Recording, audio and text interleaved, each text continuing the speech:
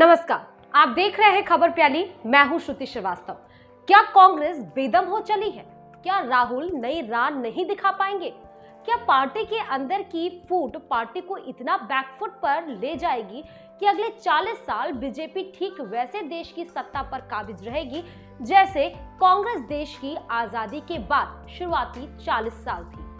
दरअसल ये बात हम नहीं, विपक्ष की कई पार्टियों को अपनी रणनीति में जिताने वाले घाट घाट का पानी पी चुके प्रशांत किशोर कह रहे हैं। प्रचंड मोदी लहर में भी कभी बंगाल में टीएमसी यानी ममता दीदी, तेलंगाना में वाईसीआर, पंजाब में कांग्रेस और बिहार में राजद, जदयू, कांग्रेस अलायंस की जीत पक्की करा देने वाले यही प्रशांत किशोर गोवा में ये भविष्यवाणी करते नजर आए कि कांग्रेस की कमियां उसे सफलता से कोसों दूर कर रही है, बीजेपी बलवान हो रही है।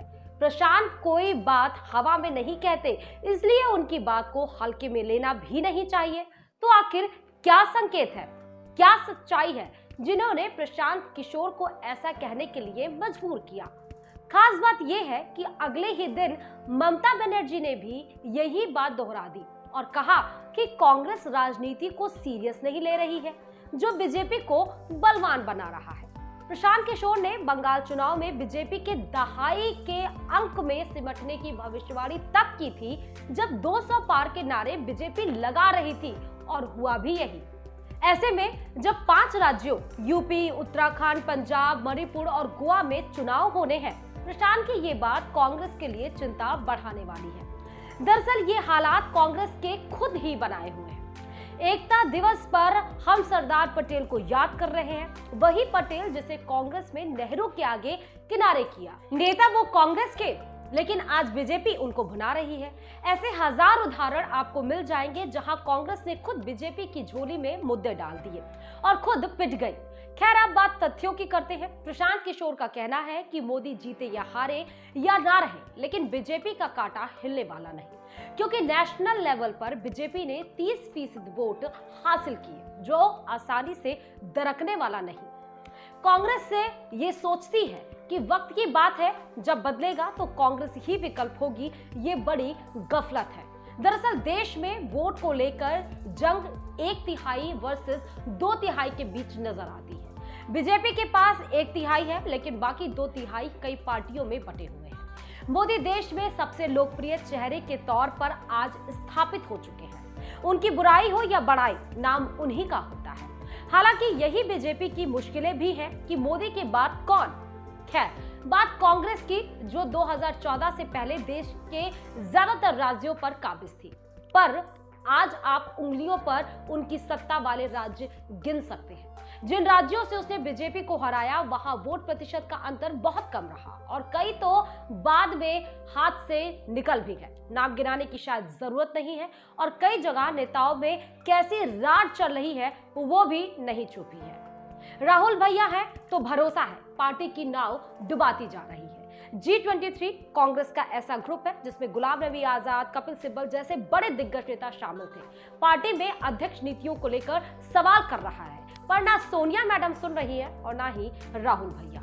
नए नेता, पुराने नेता, युवा चेहरे सब कमल की ओर भाग भाग कर पार्टी में ना कोई मंथन चल रहा है और ना ही कोई बात चल रही है। गुटबाजी संगठन की कमियां तो क्या ही गिनाए।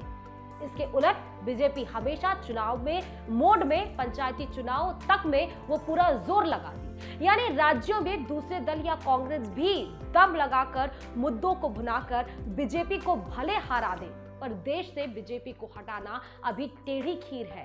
बीजेपी ने जिस तेजी से राज्यों में जीत हासिल की, उस तेजी से ग्राफ गिरा भी, लेकिन पार्टी ने सबक लिया, काम किया, पर कांग्रेस केवल मंथन के राग में लिपटी है।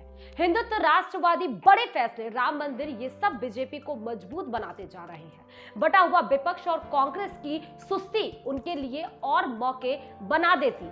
2004 से 2014 तक देश की सत्ता पर कांग्रेस थी, लेकिन इसी दौरान राज्यों में कमजोर हुई, जिस पर कोई काम नहीं हुआ। पार्टी के नेता अलग होते गए, पार्टी के लिए मुसीबत बनते गए, पर कान पर जू तक नहीं रही। सिंधिया, जगन मोहन, हेमंत बिस्वा शर्मा, किस किस के नाम ले, ऊपर से जिससे जब मन आया गले मिल लिया, और सपा, लेफ्ट, द सेकुलर ना जाने किस किस से सबसे घाटा, लेकिन कोई फर्क नहीं। यही सब पार्टी को गर्त में ले जा रही है। सीनियर लीडर की बोलती बंद कर दी गई है, पार्टी में प्रेसिडेंट तक क्लियर नहीं है, तो कहानी तो बिगड़ेगी ही। अब हार के जीतने वाले को बाजीगर कहते हैं, ये फिल्म में जरूर ठीक लगता है। असल वो जीत के लिए जान भी लगा देनी पड़ती है, जो कांग्रेस में फिलहाल नहीं दिख रही है, जिसके लिए प्रशांत को ऐसा कहना पड़ा। तो अब आप समझ गए होंगे कि ये गफलत है कांग्रेस की या फिर सच्चाई, ये आपको बताना है। कमेंट बॉक्स में जाकर चैनल को सब्सक्राइब करिए, शेयर करिए और लाइक करिए। और भी मुद्दों के साथ हम आपके सामने आएंगे, लेकिन आप हमारे साथ पहले जुड़ना शुरू होइए। नमस्कार।